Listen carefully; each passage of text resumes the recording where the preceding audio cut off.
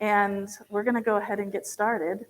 And I'm excited to introduce everybody. I'm going to sit down too, so I don't have to feel like I'm. So we have 4 lovely, lovely people here today, and I'm going to start right down the line. So Melanie Calvin is founder of 2 disability-related organizations, Disability Benefits Training and Consulting, and ASSIST, which is Assertive SSI Service Team. Melanie has assisted people through the Social Security disability benefits and supplemental security income application process since 2001. She's all too clear about the broken systems we have in place to get income to people who need it most. So very excited to hear more and learn more from you. Ebony Bell is from Multnomah Idea Lab. Ebony supports, which is the organization, if you guys were here yesterday and got to have a chance to listen to Mary Lee in the from local to state. She was a rock star. Ebony and Mary Lee are just amazing, amazing advocates in this community. So she works with Mary Lee in the Multnomah Idea Lab. She's focusing specifically on helping manage and support the pilot here, the Multnomah Mothers Trust, that's focusing on 100 Black female head of households with children who receive an unconditional monthly based income, and are helping to design future implementation of other support mechanisms like baby bonds, debt reduction, home ownership, and other asset building initiatives. So thank you for being here, Ebony. Then we have Allison Tang. She has led the longitudinal study of the Miracle Money Basic Income and Social Support Pilot for people experiencing homelessness. Miracle Money is a national organization that has been, in particular in California, has started to do a series of pilots targeting homeless populations. And they have a really great and interesting kind of program design and approach that we're excited to hear more about. She's also been involved with building and expanding the Miracle Messages student-led chapter in Austin. She's a 4th-year medical student at Dell Medical School at the University of Texas of Austin. Welcome, Allison. And then Raven Drake is with Street Roots. Raven moved to Portland in December of 2019, began work with Street Roots to develop and run their coronavirus action team, and eventually became the manager of their ambassador program. Raven spends most of her free time writing and planning new ways to advocate for those living out on the streets. As someone who lived through homelessness herself, she holds a passion for this work. So thank you for being here, Raven. And thank you, everybody. What's very exciting about this, in addition to just these amazing, amazing women, is that a lot of the folks here are local. So you're gonna really be able to get some more insight into all of the amazing kind of complexities of what is happening in Oregon right now around direct cash and around kind of broadening the conversation around how we get legislation ultimately passed, how do we work through systems and make sure that it's really focused on the experiences of people on the ground. Everyday people are helping design and make it happen. So I also just want to add in that we're all on this panel women, and we had no way of really knowing that today was going to be such a huge and intense day for the work that women are doing to try to have full access to choice, resources, and body autonomy, full body autonomy to make the decisions for ourselves that we know we need to make. So as we go through this conversation, there may be moments where I'm not just a moderator, but I'm a little bit of a panelist to talk about the impact of this in the broader basic income community and the work that is being done in the broader community to support women in their rights to choose. And of course, also encouraging the panel in whatever capacity that they feel like they want to include that to absolutely do that. We're all processing, and this is a good place to process together. So I just want to put that out there as well. So ultimately, this is a conversation about intersectionality of social and economic justice work, and of course the role that basic income or direct cash can play in that. So I want to just spend a little bit of time for everybody here to understand the core work of your organizations or programs so that we can have that context set before we start to dive into some of the more kind of specific details. So maybe we start on that side and work our way this way. Raven, do you want to talk a little bit about Street Roots?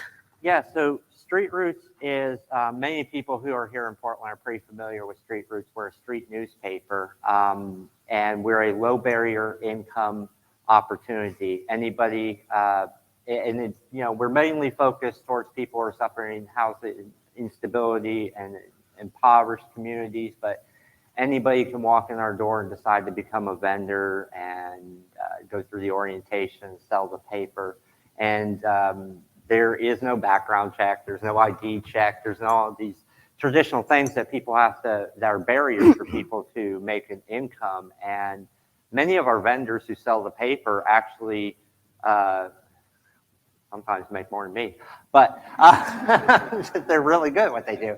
But they not only are able to get out there in the community and sell the paper and make an income for themselves, but one of the biggest impacts that they get to have is a lot of the unhoused community, impoverished communities live under a stigma,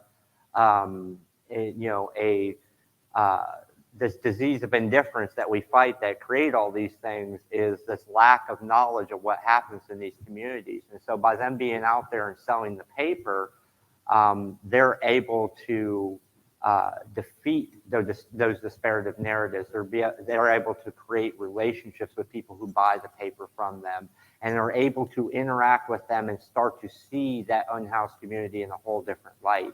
And so that is a very important step to me, to what all of us do with basic income, because until we can break down those barriers, achieving basic income across all boundaries is impossible. Awesome. Thank you, Raven. Good. That's very well said. So for Miracle Messages, our main mission is to rebuild social support systems for people experiencing homelessness. And we chose to focus on social support because it's just such an overlooked part of like being unhoused, right? Mm-hmm.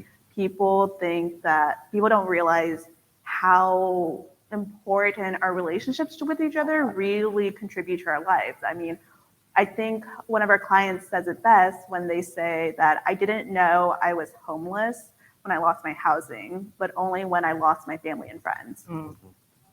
And you even see it in like these relationships are really what helps people kind of mitigate the stressors that prevent and even stop homelessness. If you look in San Francisco, 60% of the people who exit homeless shelters, they move into permanent housing with the help of their family and friends. It's not these government systems, it's not these nonprofits, it's the relationships we have with each other. And that's why with our work, we focus on building these systems through like 2 to 3 mechanisms. And one program is our family reunification, in which we reconnect people who have lost touch with their loved ones over the years, whether that's friends or family. They've lost touch with them just because they don't have a permanent address or a phone anymore. And or something bad happened along the way in the relationship. So we help kind of facilitate this reconnection and hope that it helps them develop better relationships and ultimately, hopefully, housing. And our second main program is our phone buddy system, in which we pair volunteers with our unhoused neighbors for weekly phone calls and text messages. Because for some people, family and friends aren't necessarily the solution to the social connection. Sometimes they might be part of the problem, which is why we offer them other means to kind of rebuild the social support with other people. That is beautiful. Yeah. We're going to have to talk a lot after this. Of course. That was really thoughtful. I think it's me. It is, yeah. My name is Ebony Bell. I work for the Multnomah Idea Lab, which is an innovation and design team that functions within the Department of County Human Services. And I'm the newest member of that team, so I joined in November. But I will tell you about some of their previous projects in unconditional cash transfer. The project that they were very proud of was A Place for You, which was an idea that we would have tiny houses built in people's backyards. And the city would build these homes, and then we would house the houseless in the homes for a period of 5 years for free. And so that was one project for the houseless. And then they did food justice, which is like the precursor to the project that I'm currently on, in which they dispensed unconditional cash transfer through 39 community-based organizations during the COVID pandemic, which we are still in. So, so that project centered the BIPOC community, the food justice. And so we were looking at community-based organizations that serve BIPOC communities. And then this new project, which is called Multnomah Mothers Trust, is 100 Black women who are also brought to us from two organizations, Black Parent Initiative and Women's First Transition and Referral. And that is a $500 a month unconditional cash transfer that we just started and also ended this May. So we wanted to get that money out monthly from the beginning of this year, and we ended up giving it all out in one lump sum in May. So so that was great. And I will look forward to telling you more about some of the downsides, upsides of that. Awesome. Melanie? My name is Melanie Calvin, and I have a title for my book. I don't have the book written yet, but I ride a horse named Right and Wrong. And when I grew up really poor, basically, and welfare family, and I ended up stumbling into a line of work that just really suited me. And that was SSI, SSD legal advocacy. And I started out as a paralegal for a disability attorney. And I quickly learned how screwed up that system really is. And so I, about 12 years ago, started a nonprofit called Assist, Assertive SSI Service Team. And we basically attack this legal quagmire with everything we got. We're very assertive. And at the same time, what I found out is this is a huge missing piece in social services for people with disabilities. And so I started a training company to augment that so that I could go out in the public and have anybody that wanted to learn about this incredibly difficult application process. That way I could take my work exponential and people could start, I was able to empower people to go ahead and tackle this kind of monstrous disability application. So that's kind of the history of Assist. And our mission is to, in this administrative legal process, there's many tiers of appeal. And what you quickly realize is the system is set up to deny people, not approve them. And so there's 4 tiers of administrative appeal, and it takes years to get through those appeals. And so our mission, because I was a disability paralegal, I learned how to make a case for a judge. And the first judge in that process is the first decision maker, the first adjudicator. And so we took this model where we are packaging our legal case as if we're in front of a judge. And oh my God, our success rates working with a lot of seriously indigent and homeless people are out of sight. And I'm really proud of the work that we do. Nice. And I'm honored that, thank you. Thank you. Stephanie allowed me to bring my whole team. I have a team of angels over here who work with we go into homeless camp. We go into hospitals. We go where these people who are so sick and so poor, we take down as many barriers in this process as possible. And I've got a team of angels. Awesome. Thank you, sweetheart. I think that that there's so many opportunities to learn. A big part for me coming to basic income is the work around justice has been happening for decades, centuries. How do we make sure that we are listening and that we're learning as much as possible? And the work and the experience up here, I think, is some of the most valuable work to really actually be thinking. It's easy, basic income, we talk about this internally at Income Movement quite a bit, that most movements are built around a problem, not a solution. So we're a movement towards a solution, basic income. And that can be the model for how to build that sometimes is very different, how to activate people to get engaged. You have to actually explain the problem in a way that makes sense to people. And in so many ways, I think that intersectionality of it and organizations that are deep in this space is an opportunity for us to understand better actually how to have conversations and to hear more about like what that looks like. So we're going to definitely get into that piece as you guys have been having conversations about direct cash with your communities. What does that look like?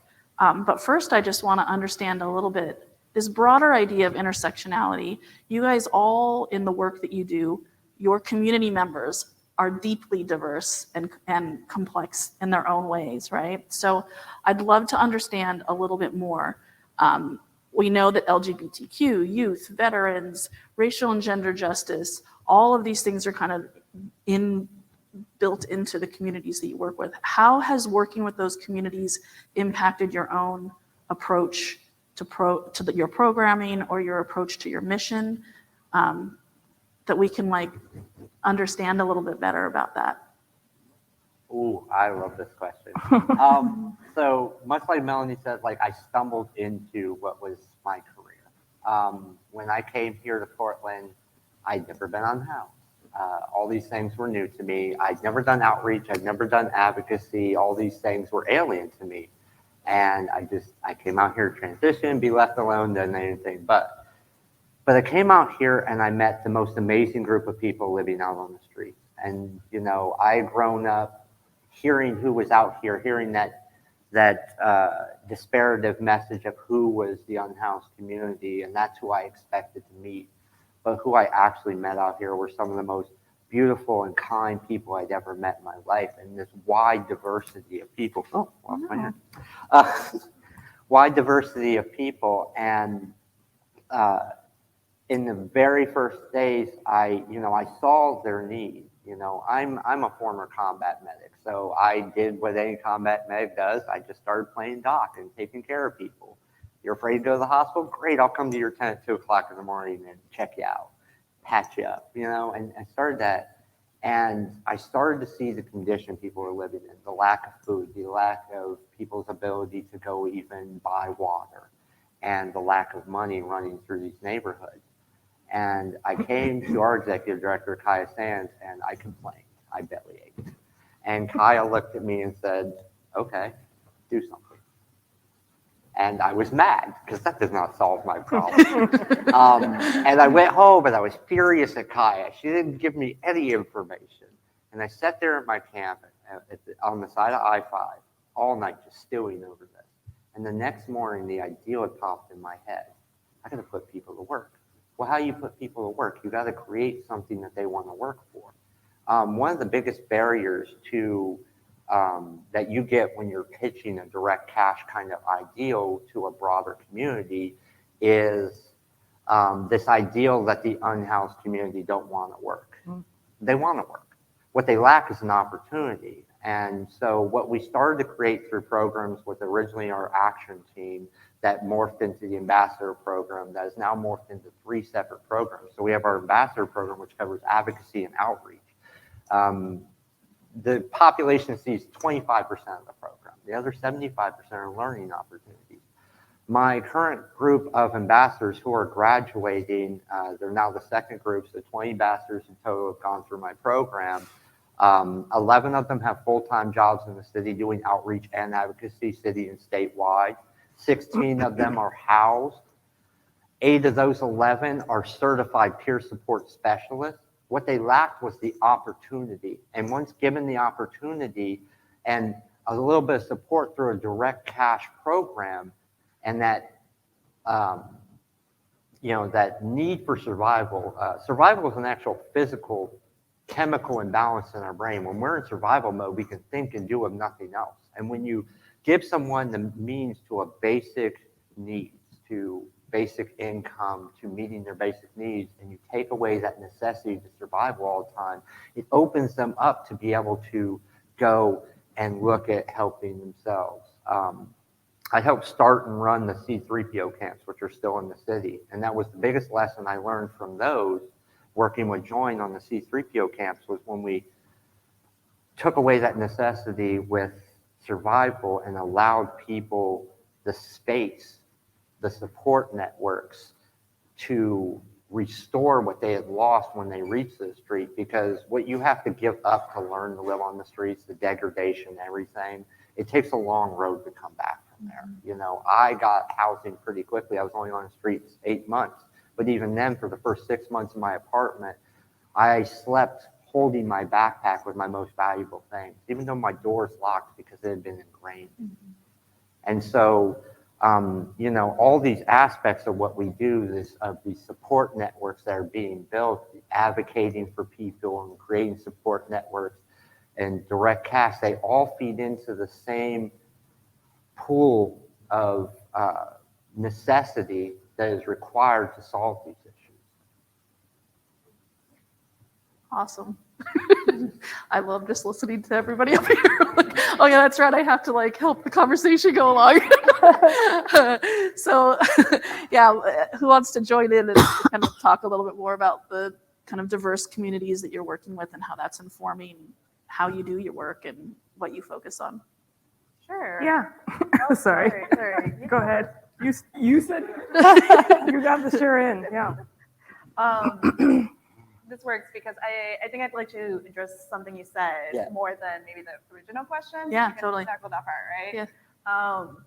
I really like what you said about how, when you're going through that experience, it really kind of changed your mindset, and you were really focused on just trying to get through day to day and trying to just protect what you already have. Because that's what I found in my personal research with our pilot, was that for many of these people, they were stuck in what we call a scarcity trap, where you're just thinking I need to focus on my day to day, making sure I'm going to survive to the next day, versus being able to think more long term, to think about starting a savings account, to being able to think about getting a job, or going back to school and getting an education.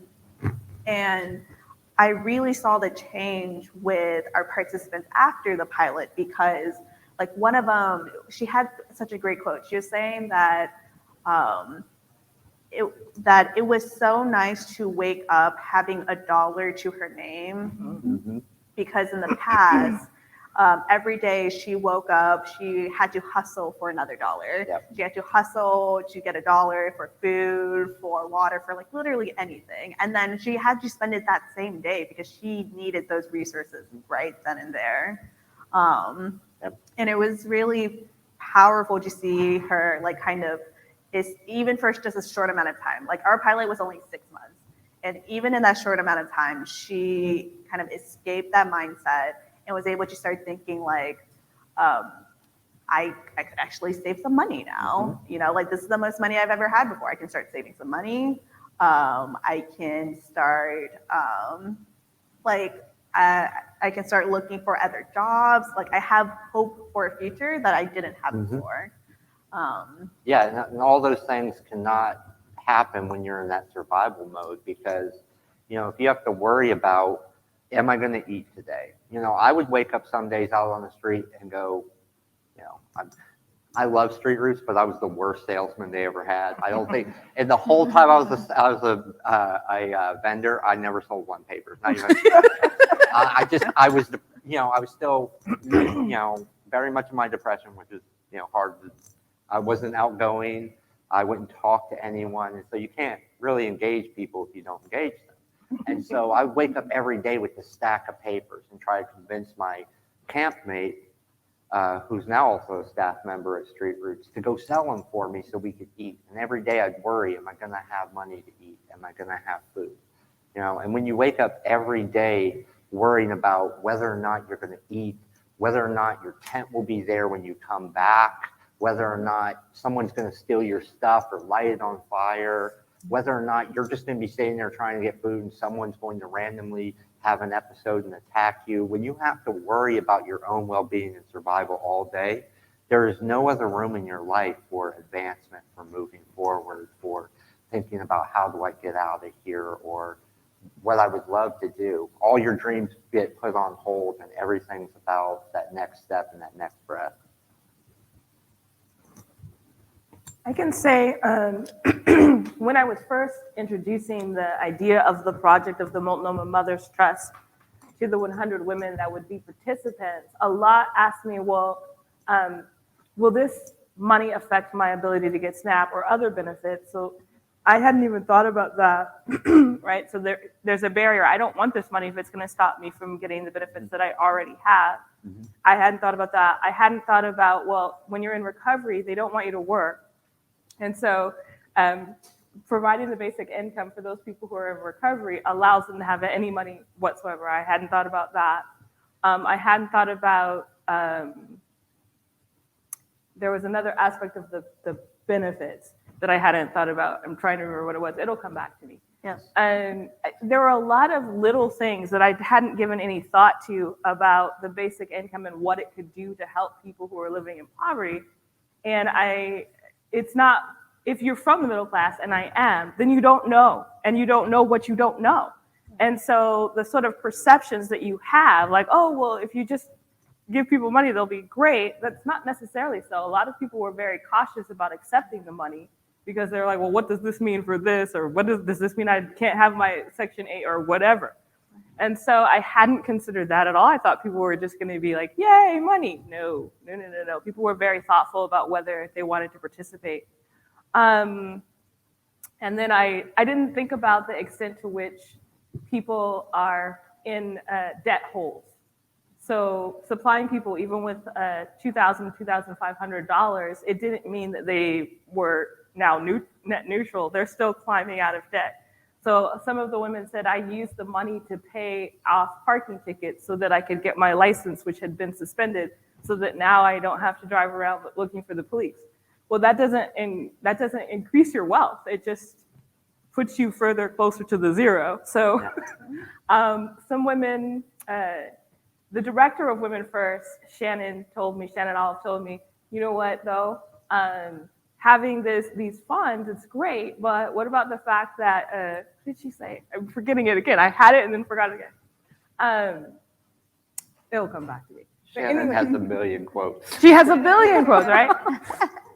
So there are all of these different, and I didn't stop to think also, if you are a woman who is formerly incarcerated, your caretaking duties for your family don't end just because you're incarcerated. Mm-hmm. So there are all these conditions that I hadn't thought about that I now think about and have to plan for. There's an excellent article still running up the down escalator, Social Equity Center, Duke University, where they talk about some of the barriers that Black people face uniquely and how our current solutions to those problems are not really solutions. So the article postulates that you should stop the escalator from going down rather than asking people to run faster up the down escalator. I'm like, oh, okay, yeah, I can certainly see that. That's a good analogy. It's a great analogy. My cousin, who's the director of BPI, she said, we're always asking for Black people to be more resilient and to be trauma survivors, and maybe what we should do is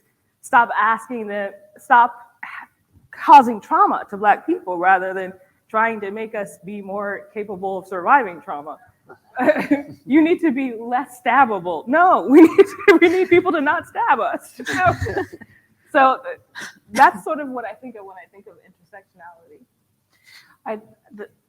Just as you were talking, because this is the last plenary, you guys made me think of multiple things that have come up in other sessions, and so it's just a beautiful bringing together of so much. And a couple things that I wrote down as you guys were speaking.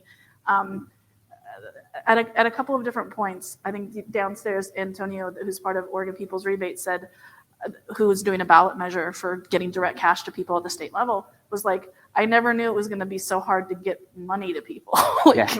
Everything is in place to make it so that you cannot do that. The flip side is, we don't necessarily, like, a lot of people who are doing programs are like, I didn't know it was going to be so hard for people to trust that that the money is really going to be no conditions. It's going to be there, like we're saying. It's, and so it's both sides of that. How on the kind of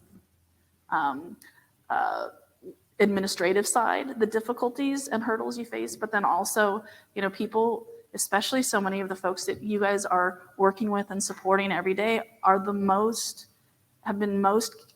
marginalized, most disenfranchised, pushed to really, dehumanized.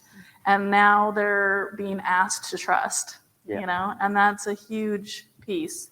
And then the resiliency thing, I just think, I think that it was Leslie at a session today where there was a conversation around when we keep asking people to be stronger, be more resilient, that like when you are stronger, you become brittle and can shatter. Like that's not what we're talking about when we're talking about how to actually do this work.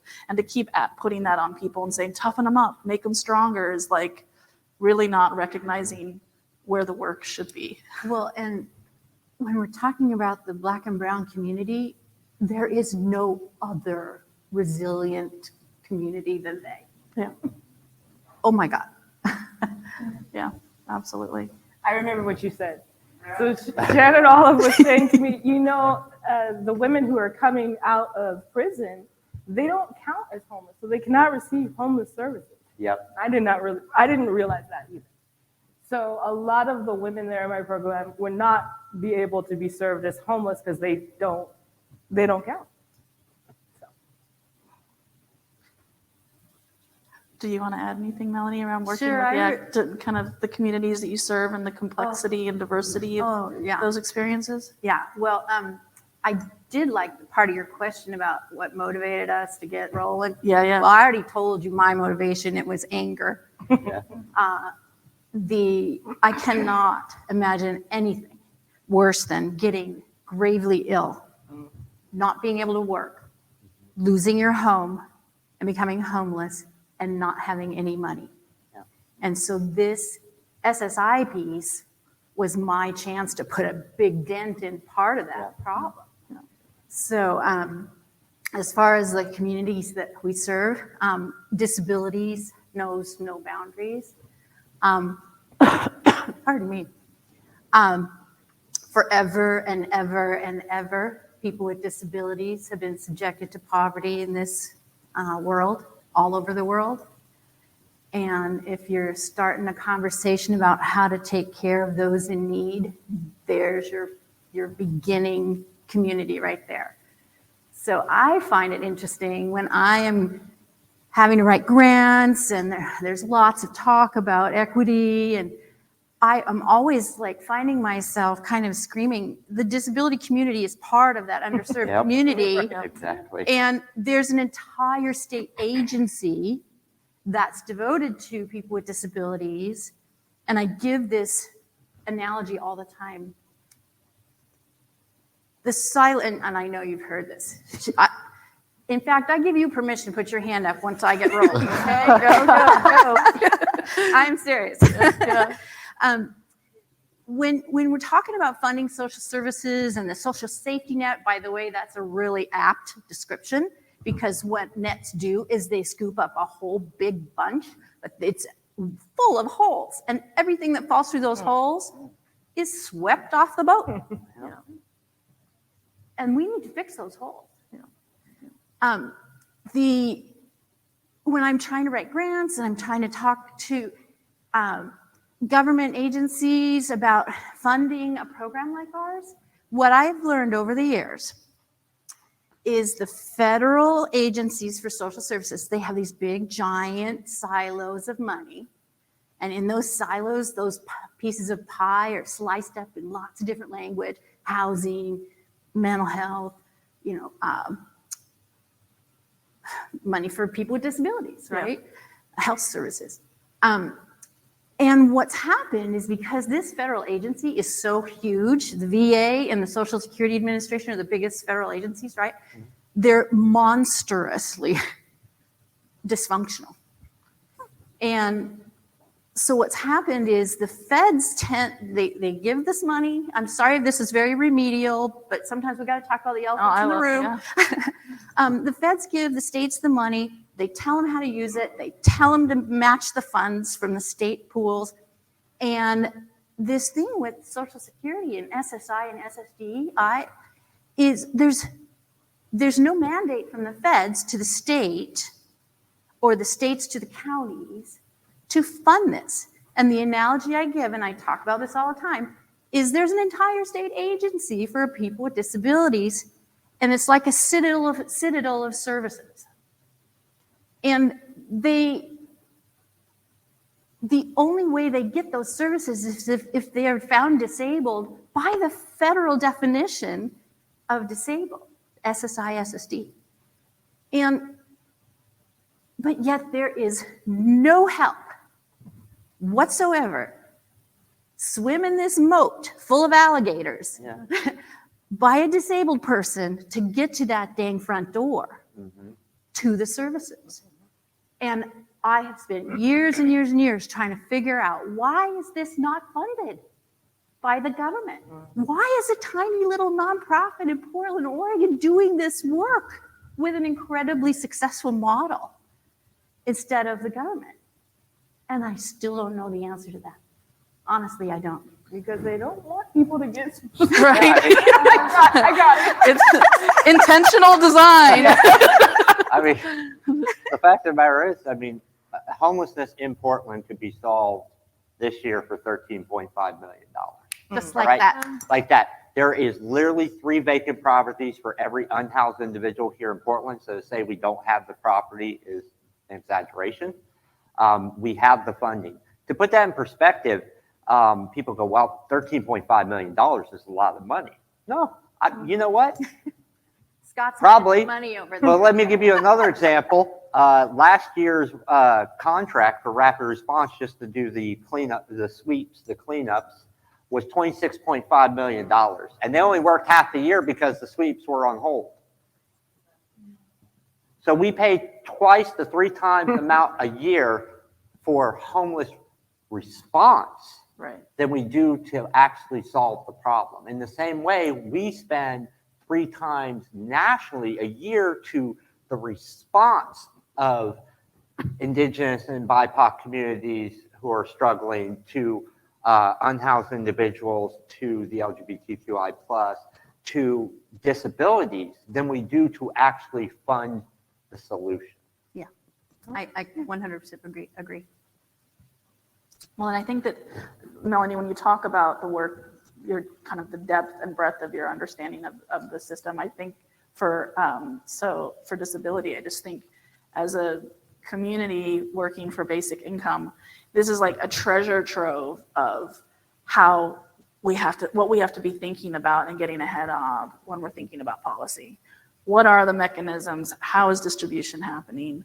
What are the pipelines? What's the process actually look like? And we have an amazing model of a direct cash program that is deeply, that has as many hoops as you could possibly think of to jump through. Absolutely. And so I just love that every time I hear you speaking, I'm just like, oh my gosh, okay, there's another thing that, and bringing that experience into, and the experience that your community members have in facing the system, figuring out how to navigate it is just such an important voice to center at the work that we're doing. I think it's really, really amazing. I want to be able to make sure that we have time for the audience to ask questions. So I'm going to just plant that after this question, we'll have that happen. So if anybody has anything, they want to kind of move towards the mic. I do want to ask a little bit around the specific community members, and this has come up a little bit already, but just to go back to it a little bit, I want to understand what false narratives or assumptions that you most commonly face when you're making the case for giving cash to the communities that you are working with and advocating for. Ooh, I love these questions. I love all these questions. Yeah, like I said, my own experience, when I came out here, was that disparative narrative of who I've been told through the media were out here, that everybody out here was lazy or criminals or druggies and all these things. Those are still the disparative narratives that we deal against, all right? All of us in our line of work, I guarantee, run across those same narratives. They're too lazy to work, or you're not as hurt as they claim to be, or they just need to stop being lazy and go get a job. But those disparative narratives are always there. When someone walks in to a place, and I've been to, and I won't name names because I'm past petty stuff, but I've been to countless businesses here in the city of Portland, which we're a very forward-thinking city, who still, oh, you're unhoused. All right. I mean, I personally don't like them, so I have no problem using their name. Good Samaritan Hospital won't deal with them. Most of the unhoused community won't. And anyone who works here locally has heard this, because Good Samaritan has had a history of you walk in there and they found out you were unhoused. I mean, I went in there with walking pneumonia in 2019. I was dying, okay? Like, I was bad off. And when I put down that I had no home address, they gave me Motrin and acted like I was a druggie and pushed me out the door. And I had to stumble to OHSU. Raven, I can corroborate that. We've seen that also with our homeless clients. Yeah, and so those disparative narratives are one of our biggest barriers. And it's kind of a really bad two-way street, because those same unhoused communities have disparative narratives about the housed community. Because we're the ones called sweeps, we're the ones who hate them, blah, blah, blah.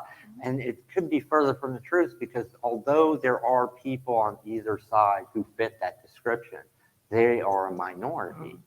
All right. And the vast majority of people would like to see change, would like to see. And so it's the biggest way I've been able to impact it, and I think has been the most impactful for funding that work, was starting to get people to come together. It's what started our Civic Circles kind of initiative, where we brought communities together and said, look, we're going to sit down and we're going to talk. And I'm going to moderate a discussion, and we're all going to have our space to talk about what's going wrong here. Because until we communicate, communication is the first step in defeating the disease of indifference that fuels all these different things. Right. And through those conversations, I saw people come in, and I knew people who came in with preconceived notions. And by the end of these conversations, although those preconceptions might have still been there, there were cracks in them now. They had something to think about. Our technologies that we've built that are amazing only serve to insulate us, and we're social beings. But when we're able to hide away and only talk to people on the internet or the phone, or only our closest friends and family, you go to most of the people.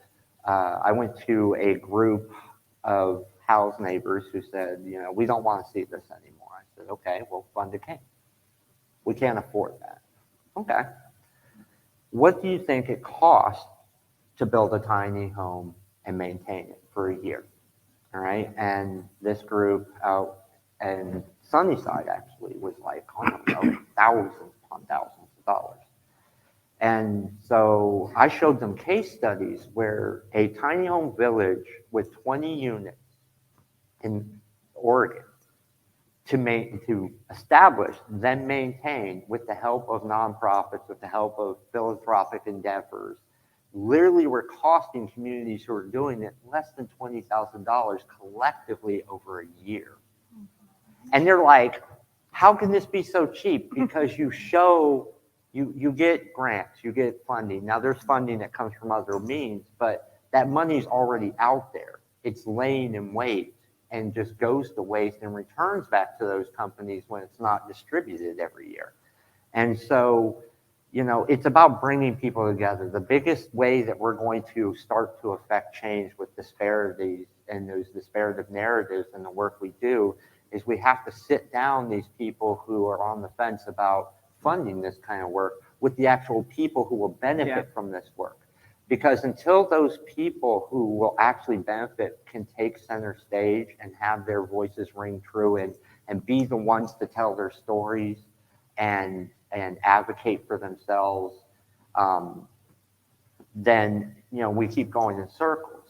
And that was kind of my learning lesson with advocacy in the city was I began doing outreach because I had to, because no one else was doing it and I was living out there. I began to advocate because I was living out there and no one was speaking for me. And so it was born out of a necessity for my own needs. Yeah. And through that became an avenue where I was able to, once meeting my needs, go, oh. Long time ago, my grandmother told me a quote, and I'm going to stop after this. And it's the most important quote to me. And it is a quote about success. Most people get success wrong, right? We believe success is climbing out of that hole that you're in, right? You climb out of the hole, you see the sunshine, I have succeeded. But we fail to realize that's only step one. Step two of success is the willingness to turn around, put your hand back into the hole, and help the next person out. And so direct cash programs like this is that hand into the hole. Is that hand into the hole? Is that putting patches on the holes in the net of stopping people falling through those gaps and saying, we see you, you're valid here, have an opportunity. I love that. Awesome.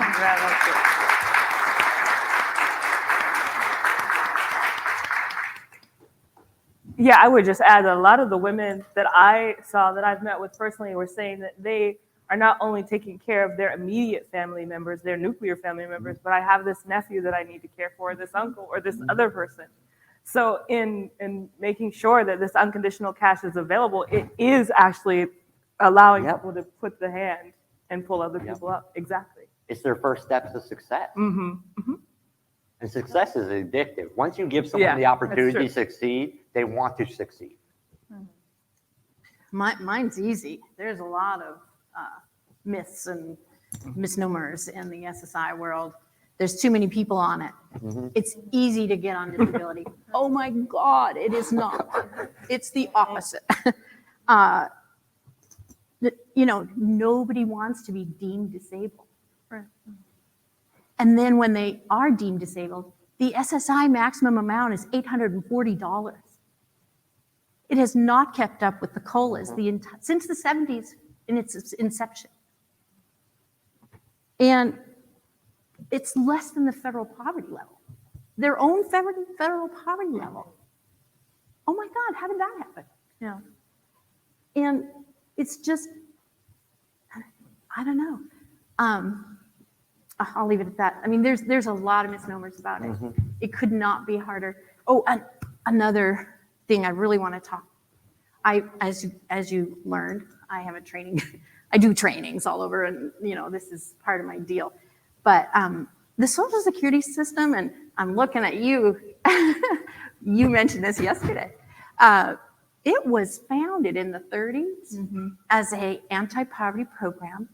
It was founded because someone saw two white women shoveling through the garbage for food.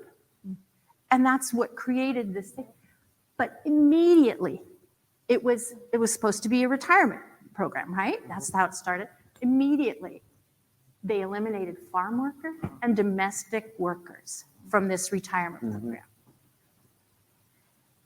This system is still incredibly prejudicial. It's incredibly prejudicial to women. The FICA taxes, that Social Security tax you get taken out of every paycheck, supposed to go to your retirement, that's based on wages. All those in-home mamas, all those caregivers that are not working for wages are not contributing to this safety net program, this sort of safety net program. Yeah. Incredibly prejudicial to homeless people, incredibly prejudicial to people on Medicaid who can't get the specialists that they need because they get approved for benefits based on their medical conditions, how severe they are. And so if you're not getting proper medical attention, you're not going to have the records to prove how sick you are. I cried and cried the day the ACA passed. I never thought I would see the day when my poor clients would have insurance. Yeah.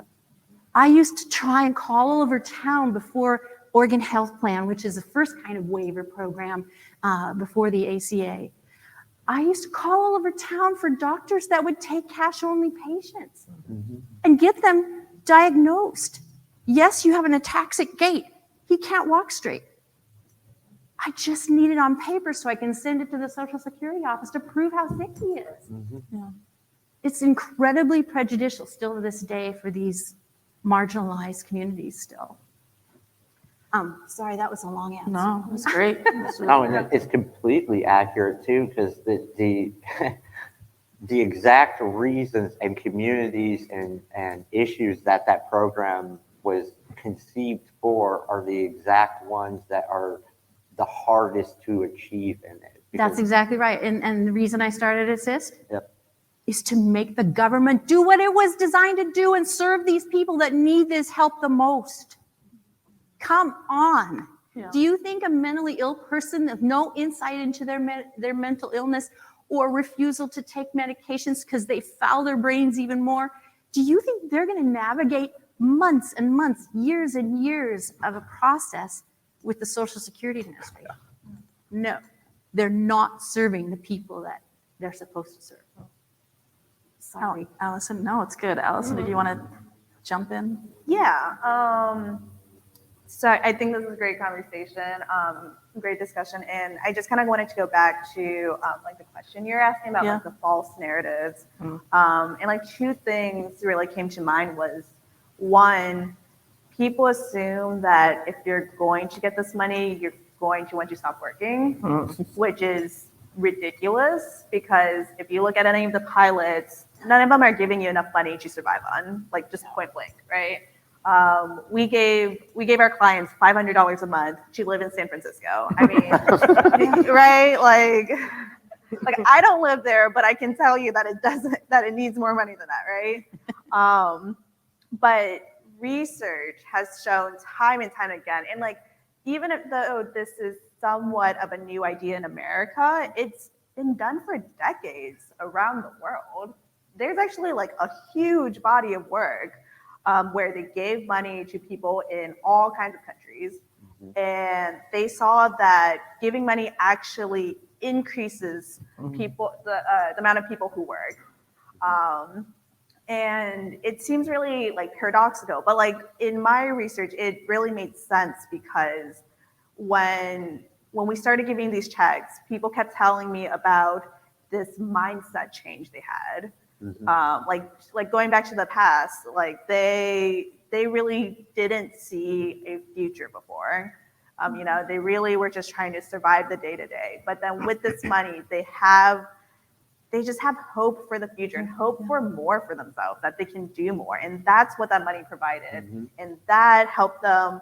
And that was like enough encouragement for them to go fill out all of those SSI paperwork or to like go look for more jobs. Like having to work on those time and time again is just, it like wears down on your soul. Yes, it does. But the money served as kind of like a lifeline to show that like, hey, there is more out there for you and like it could work. So that was the first thing I wanted to mention. And then second thing, for the houseless community in particular, I mean, you've said like most of it, right? Most of the like the lazy, like the morally bad. People just think homeless people are morally bad, right? But the other side of the coin is that people think they could never become homeless. Like it could never happen to them, right? But if you talk to anyone on the streets, you learn that they graduated college, they've owned businesses, they served in the military, like truly, they've done everything, and yet something just happens. Something just happens, and that puts them on the street. Most middle-class people are literally 1 or 2 bad paychecks away from being unhoused. Exactly, They are right? closer to being on the street than they are to whatever famous rapper or whatever they idolize. Right. Yeah. You know, and it's they're much closer to these realities, you know, and it's another thing, like, and I love to share this story. It's probably one of the most powerful stories around that narrative is, you know, in the first week I was here, I knew nobody. I knew one friend, that's why I came out here. I've known her for 26 years. We both transitioned together, and it's like, she's my one friend that I came out here to see, and she was out of town when I got here. So I knew nobody, and I'm out on the streets for the first time, and I'm coming from Ohio, which is a very anti-trans state, and I'm coming from 6 years of assaults and everything just because of who I am. So I'm scared of my own shadow at this point. And I'm expecting to meet these violent, bad people, right? That's who oh God, I'm out here with them. And then that first night, you know, I have nothing but the clothes on my back and a little bag. And in that first night, I met this beautiful woman who is still like my street mom. I call her Mama Cat, who let me stay in her tent and fed me. And, you know, I was very scared of situations that were happening. And big guy, like a street brother, call him Ogre. You know, these people on the street took me in and said, look, you're one of us. You know, we're going to take care of you. They made sure I was fed, and they, you know, they gave me from what little they had, and they didn't have enough to share, but they shared it anyways. And you know, I love to write my spare time, and I've been working on kind of the Odyssey story of these people. I've been going around and interviewing people and collecting their own stories, and I want to put it into a collection of works that's entitled Half of Nothing.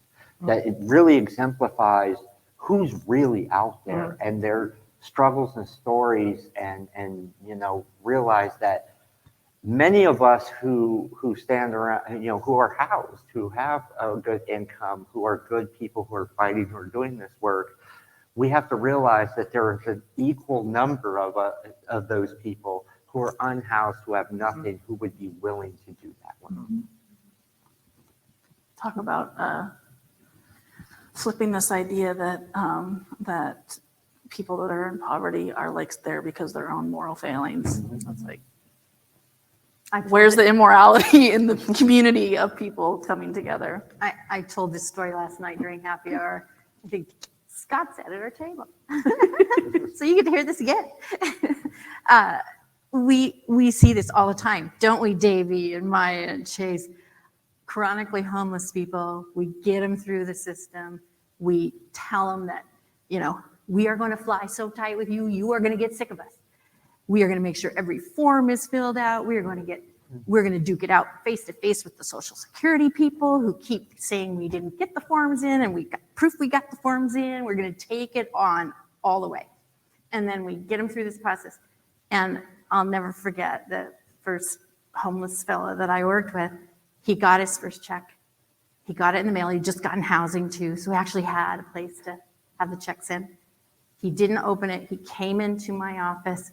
He handed me the check, and he goes, "You open it, Melanie." I opened it up. It's a $5,000 check for the months that we had, that took us to get through. And the very next words out of his mouth were, "What do I owe you?" This work is contingent fees, and he hadn't had a check for probably 20 years. Yeah, these are powerful stories from folks that we work with. Well, I compose myself. I'm going to hand it over to somebody who has the first question. Joshua Miller, UBI Center. I have two questions, one civic, one general. So one for you, Allison. You talk a little bit about the impact of scarcity and poverty on people's decision making.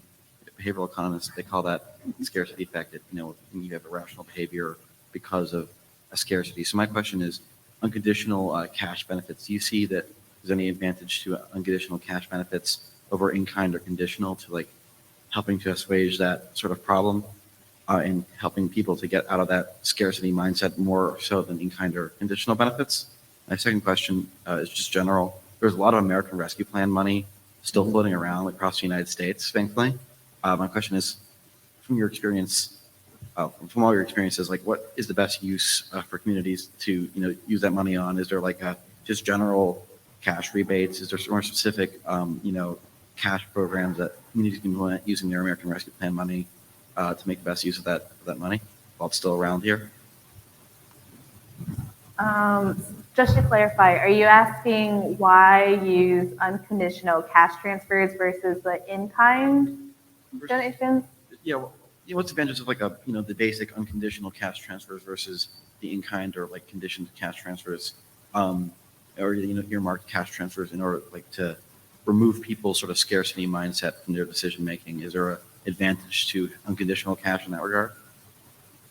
I believe so. I mean, so the real benefit of basic income, like I think, like no matter what group you're in, is that you get the freedom to spend the money on what you really need, right? And it's something that like none of us can ever decide, that like someone needs to know for themselves.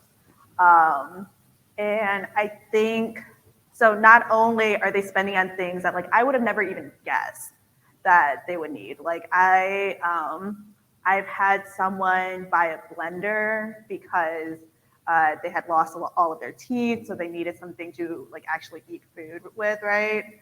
I've had people who they just wanted to meet up with other people outside, like go to coffee shops, go to restaurants, but they could never afford to. So now with this money they can, and they can like build that social connection with other people. I've had people like truly, it just runs the gamut of like what people spend money on. A lot of times they'll even just spend money on each other. Like either they're investing in their dependents they have, their family members they have. They might be spending money on like gifts for family members, or what someone else that they live on the streets with. They know that they also need help, so they give it too. So besides all of that, besides that freedom, what I really saw was that it just gave people a sense of dignity, right? And a sense of normalcy that I think they had lost in their experience. For instance, one of our participants, when she got her first check, the first thing she did was give a donation back to Miracle Messages, which we were like, you definitely don't need to do that, like we're very happy to do this work, right? And she was like, and she like gave us a look, and she was like, I'm not doing it for you, I'm doing it for myself. Yeah. Like I am giving myself, like by donating to you guys, I have the dignity to spend money on the causes that I care about, and that's something you can't replicate with other donations, right? Like just giving someone money and like letting them choose to do what they can, just gives them the normalcy. Lets them feel like what we get to feel like every day. So, it's all about self-determination. Self-determination is a regaining of power.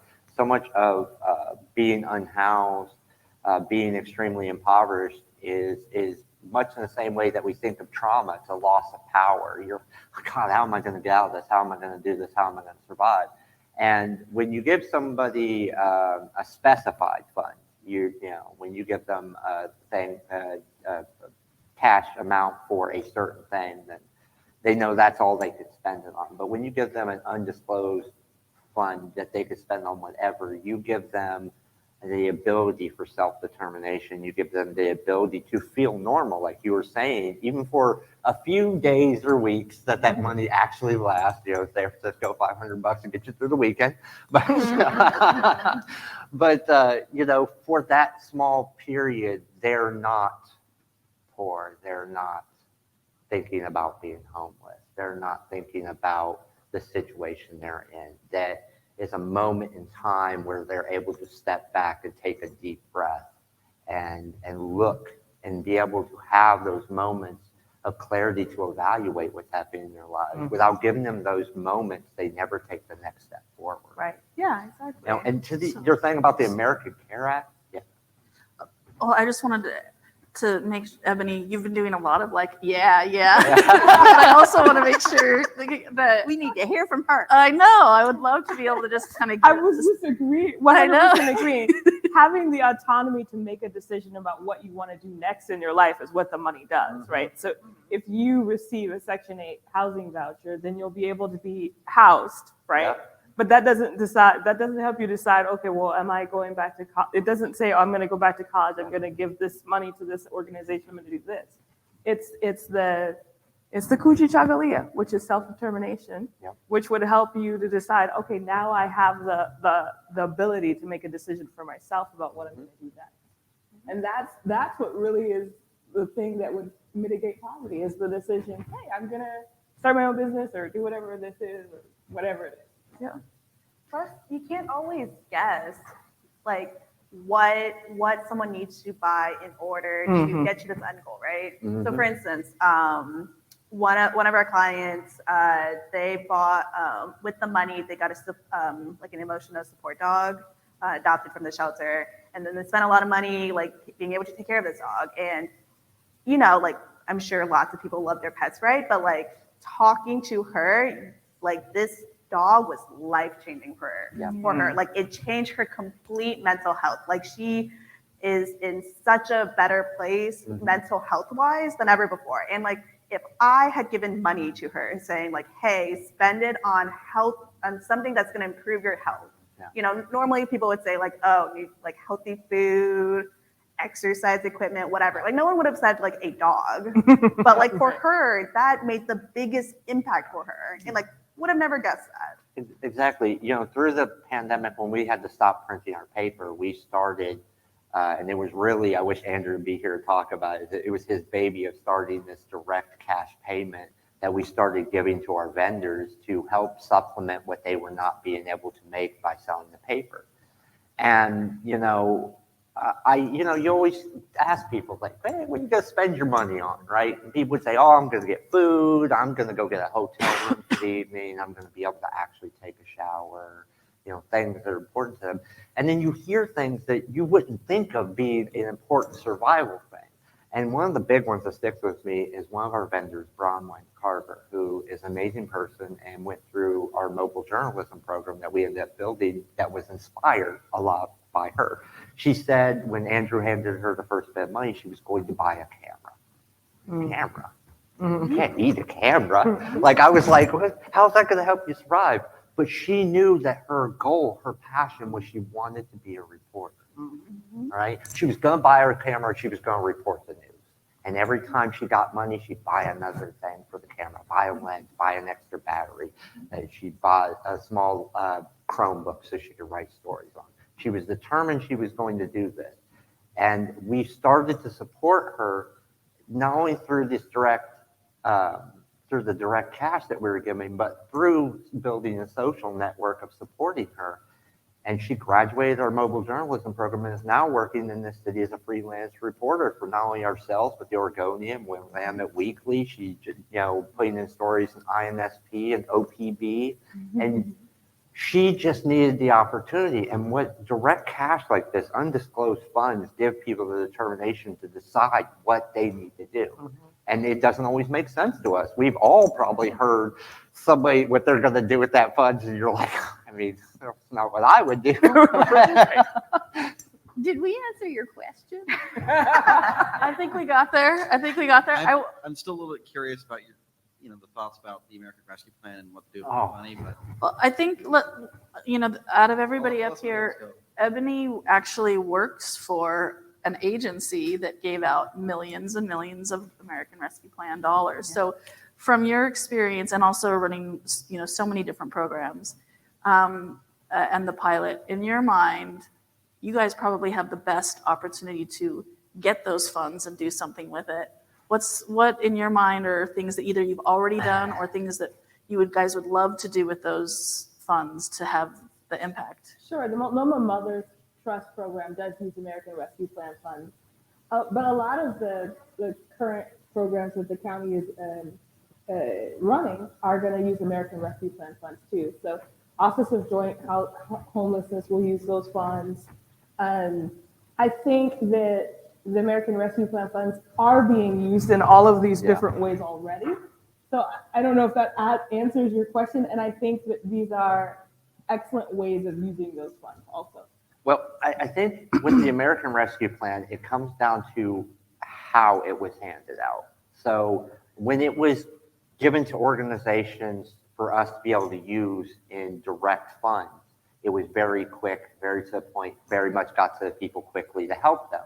But when we talk of things like the stimulus checks, which were also out of that same fund, the path that we had to navigate to get those to the unhoused community, people who need them the most, was ridiculous. I mean, it took me months upon months of fighting, and the biggest barrier that we had was most of these people don't have an ID, Right. and we would get a check.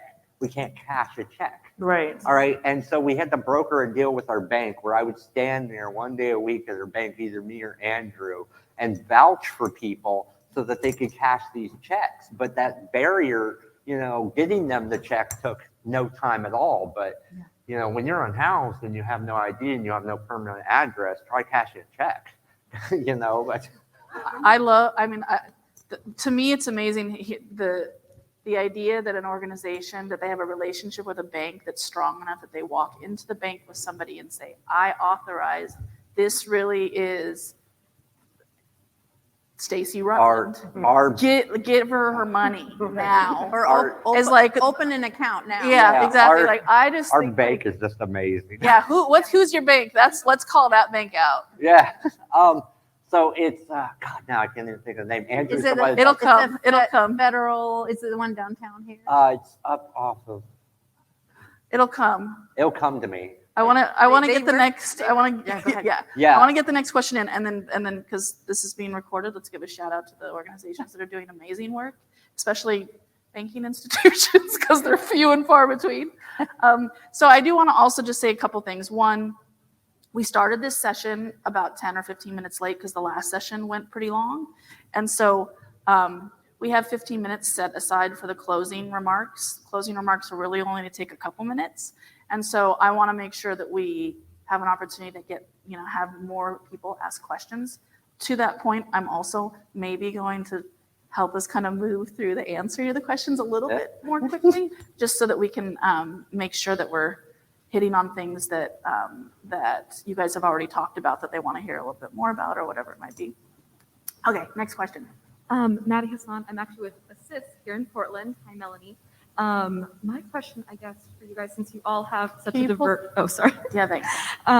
Since you guys all have such a diverse background, working with so many different kinds of marginalized people, disabled people, houseless people, people of color, queer people, in light of the news today that dropped with, Roe v. Wade and Supreme Court's decision, I guess my question for all of you, kind of a two-parter, is number one, are there any larger implications of this that you think that the average person might not be able to see for these marginalized people? And number two, is there anything that we need to either start doing or maybe change about what we're doing on both an individual and organizational level in order to properly support and provide resources for these people in regards to this issue? Did you hear her? There was some of it that was garbled. I didn't hear very well either. Okay, I'm so sorry. I'll repeat all of that. I'm so sorry. In light of today's news regarding the Supreme Court's decision regarding Roe v. Wade, two-parter question. Number one is, are there any implications that you think the average person might not be able to see regarding the way that this is going to affect marginalized people that you all work with, like homeless people, disabled people, people of color? And number two, is there anything that we need to either start doing or maybe change about what we're doing on both an individual and organizational level in order to properly provide resources and support for people who will be affected by this? I heard on the way here, I was listening to NPR and they were saying that Oregon and Washington had enacted laws that would protect us, but that Idaho had not.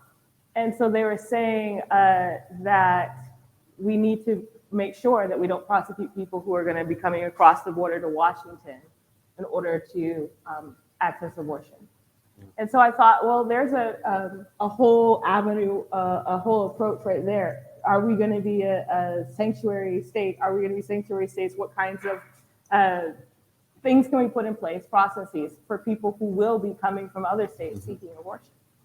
So yeah, I think there are some implications because we live in states that still allow abortion. It also feels very surreal to me. So yeah. I do think, I mean, one thing, the states that passed laws like Texas and Mississippi that made it to the Supreme Court to have the outcome that we're having right now, there's pretty amazing work. In particular, I'm thinking about out of Texas around all of the surrounding states and organizations to help support and get services to women, get women to the services. But also the importance of the morning after pill and accessing medication that wasn't included. They saw huge spikes, huge increases of women needing access to those pieces, like having to think about their healthcare in different ways and access as just places for us to think about and learn from what maybe has worked over the last 6, 9, 12 months in some of the states that have already had to deal with the shock and women having to deal with the shock of living in a state where they can't access an abortion. And we were talking about this before we even started, that this is an even bigger implication than abortion. If we look at those states that spurred this on, that created laws that spurred on this Supreme Court decision, these are also the states that have been passing these horrific anti-trans and anti-LGBTQI plus laws. Yeah. And the loss of Roe v. Wade is the loss of body autonomy within females, whether that be natural born, trans females, any female. This is a huge thing. This is a national decision that we are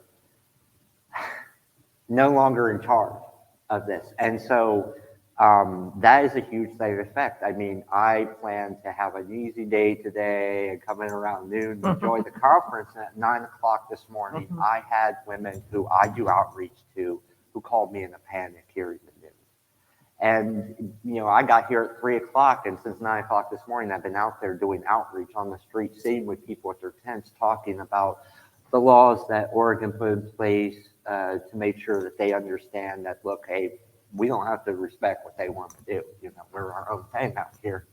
And so, that we are still a sanctuary and what that means. And, one of the women I was sitting with brought up that similar question. Well, this is going to cause a lot of people. If we're going to be a sanctuary, people are going to come. Yeah. We've already seen that, in the fact that over 39% of the houseless individuals who come to Oregon every year are out of the LGBTQI plus community. Well, why is that? Because they're fleeing these other states, and we are a sanctuary. We're like San Francisco and Portland and Seattle. These are these little sanctuary bubbles where people know I can go and there's help. And so we have to start preparing now for people who are going to migrate this way, who are going to come here because they can no longer receive these services in their state. Like I said, I come from Ohio. Right after they passed it, Ohio is already planning to sign in the anti-abortion law in their state. Ohio already publicly stated that once this was overturned, if it was overturned, they were dismantling Planned Parenthood in the state of Ohio. That's right.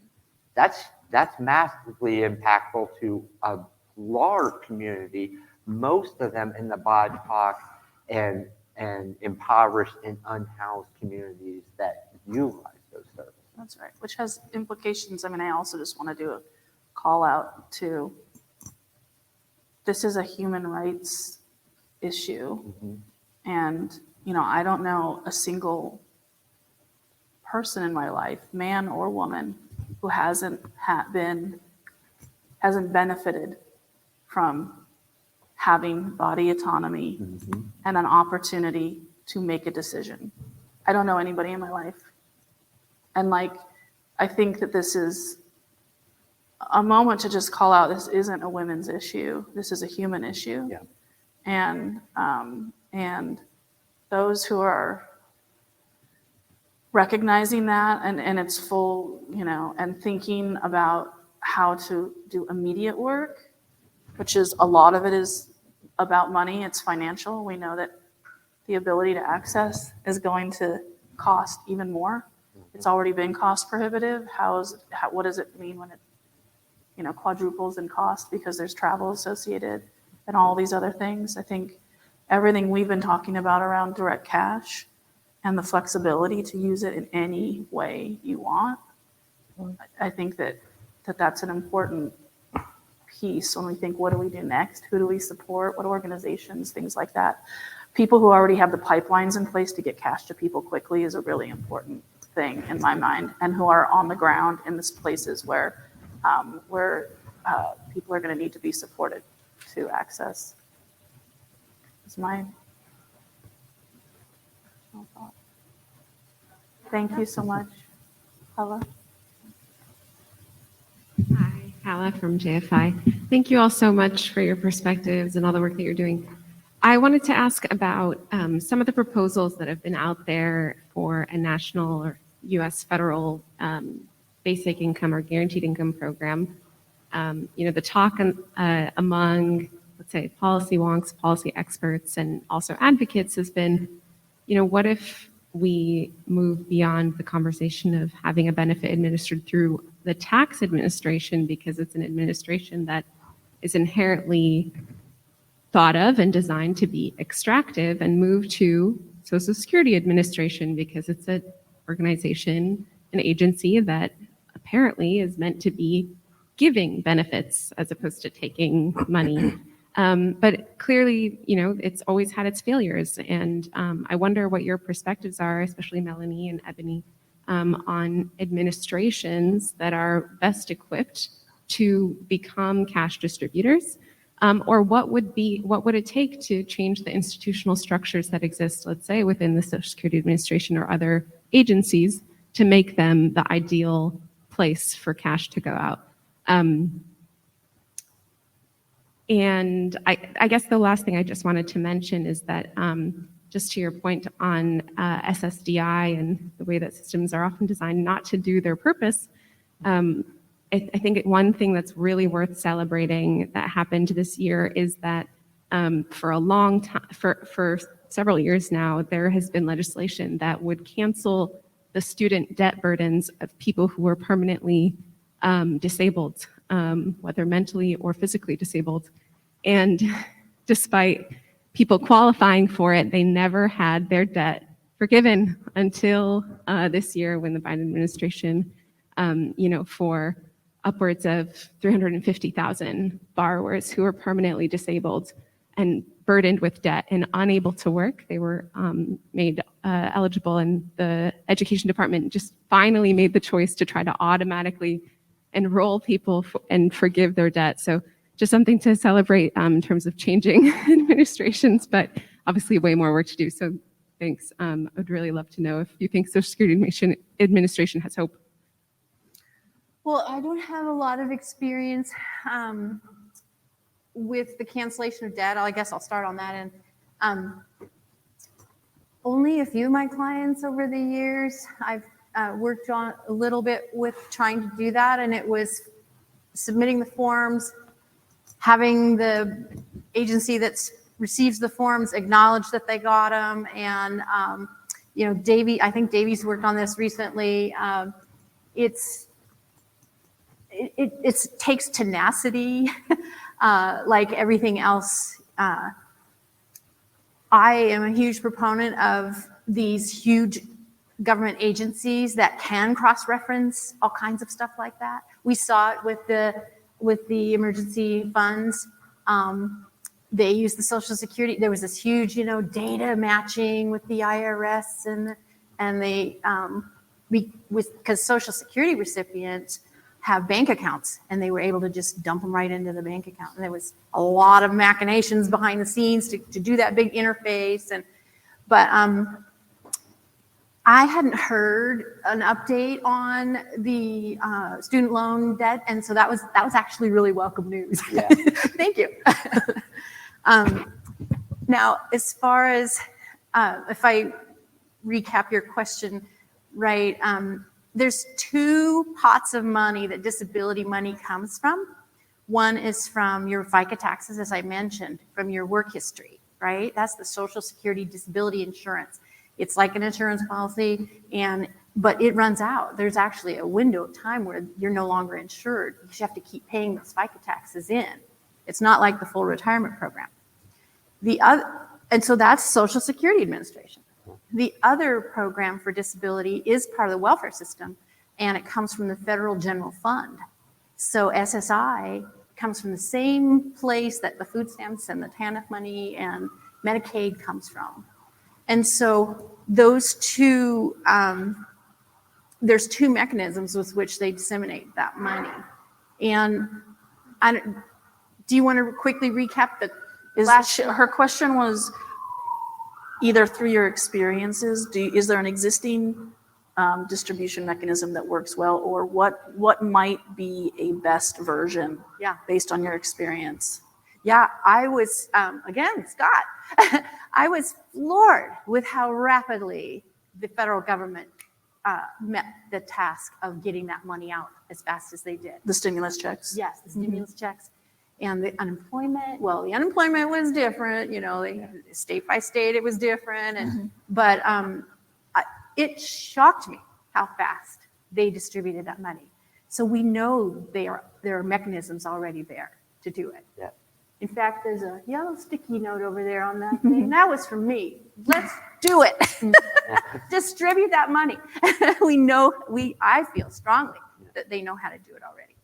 Oh, they definitely do. No, yeah. They definitely do. And you actually brought up the point that made me think about it, of how like disability is $800 monthly. It's never kept up. That's the SSI side. Or the SSI, it's never kept up. And it goes to a point that we work off of where, we had someone come to us, one of our vendors possibly maybe makes $200 a month, right? And they said, well, they're making an income. Well, sure they are. If I hand you $20 a week, you're making an income. Yeah, on the SSI side, they penalize income. Sure. Yeah. Yeah. But, the only thing that cures these things, much like we, is talked about on the other side of the coin, sustainable housing and sustainable income are two sides of the same coin. But the important word there is sustainable. It has to not only be sustainable for the organization or the government giving it, but it has to be sustainable to the people receiving it. And so that is like ultimately whatever government agency gets in bed to do this work, we know the mechanisms to get the money out rapidly. Large amounts of money exist because they did it almost overnight. So whoever actually ultimately has the authority over a redesign of program or whatever to fix these problems, we have to also look at updating our understanding of what is a livable, sustainable income. Okay, we have time for one more question. Sorry, may I add one Sure, thing? yeah. I agree with y'all's points that it is incredible how quickly they got the stimulus checks out.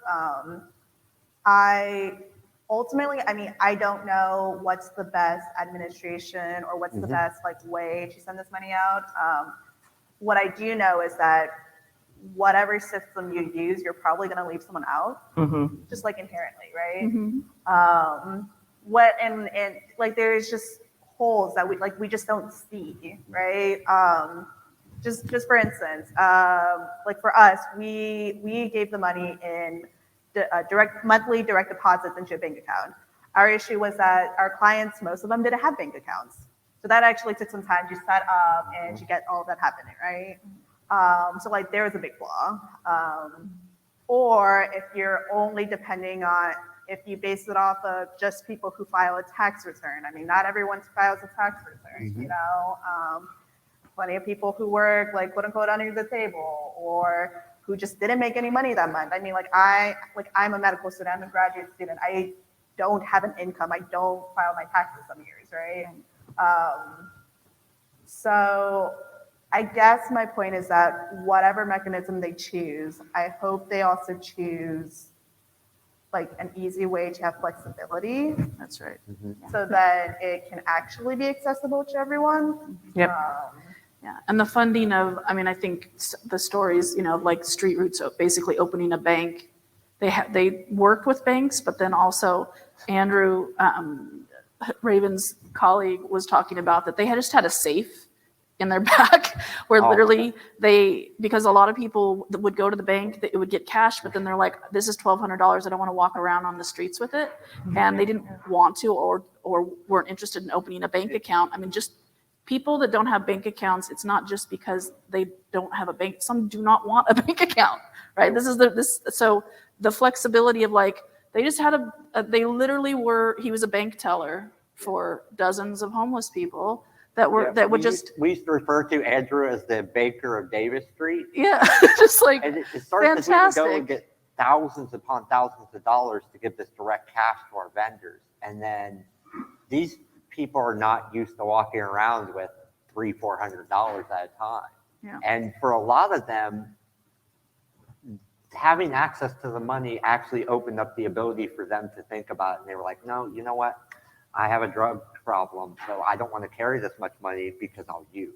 And so it became apparent to Andrew, and Andrew had a ledger, and people would store their money. He would distribute the money, and then they'd go, okay, well, I'm going to take 40, put the rest on my account. And he was filing money away every night into the safe. And I think to me, like the learning there is how do we fund deep community organizations that can do that? Because that's going to be critical to the flexibility, Allison, that you're talking about for sure. I would just say also that we need to create systems that don't act as nets. So you were saying that a net allows a lot of people to escape through it, and that's the purpose of the net. And we create systems, and then we create the difficulty of getting into the system so that we don't get people who are cheating and getting money that they don't deserve. And then we leave out a whole subset. So in the last discussion about earned income tax credit, Oregon is one of the worst states for people who are getting earned income tax credits. That's 25% of people who aren't able to access those funds simply because we created a net that allows people to escape through it. And so whatever system we use, we need to make sure that I'd rather have a system that has some people who are cheating than that we have a system where 25% of the people are not able to access it. And I remember, I don't know where this comes from for all you scholars out there, academics out there, but I think the average like fraud rate in any system is about 3%. Right. Yeah. Last question. We're Thank you. I'm Conrad. We're gonna do this. We're gonna do the answer kind of rapid fire. How's that? Okay, everybody, Of course. get there. Conrad from Commingle and Bootstraps. Just want to throw in one quick 2 cents about that last bit. Is I've kind of developed the belief that the way to do a UBI distribution right is to create a federal or postal banking system where just everyone gets a bank account as like the infrastructure you put in place. Because the absurdity of you dealing with disability and thinking like 4 to 6 months to get a check is overwhelmingly fast is just the irony of that is just so painful. But I want to ask you a specific question about disability because even having tangential encounters with it, it strikes me as like the peak of absurdity and inhumanity and just everything the way it works is just insane. And setting aside the weirdnesses of like SSDI versus SSI and focusing on SSI and how it's administered, there's a third rail in like progressive politics and things to talk about like whether or not certain things should be replaced by UBI or things like that. I sort of have this idea, and I would be curious your take on. It seems to me like the 840 or whatever you said about SSI is like a certain percentage of it is supposed to go towards living expenses, rent, food, whatever, and then somehow we're all supposed to. People with disability are also supposed to cram in the extra expenses for living with disability in a society not designed for you. And in my mind, if we had a basic income that goes to everyone should be understood as the thing that you're already getting that covers the typical needs of food and rent and cost of living. And so that while you're applying for your disability, which should be an actual thing as well, you're not waiting to get any benefit. Like people waiting for 3 years to get any help are absolutely screwed.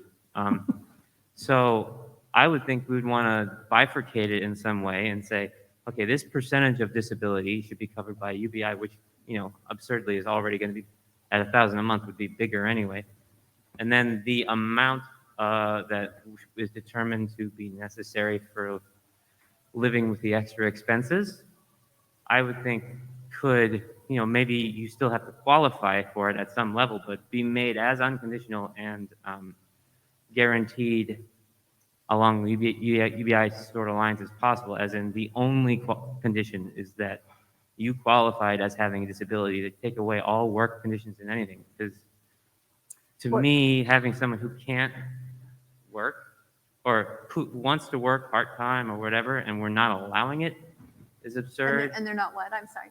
People who can work like in certain times, and we're basically telling them you have to sit in the basement and not let anyone see you work or whatever. People who can contribute or want to contribute or volunteer are afraid to because they'll lose their disability benefits. I would like to see if and when you qualify for disability, it's yours for life, no questions asked, and maybe it's smaller than disability used to be because part of it's taken up by UBI, but once you get it for good, and we welcome anything you want to do. Conrad, is this a question?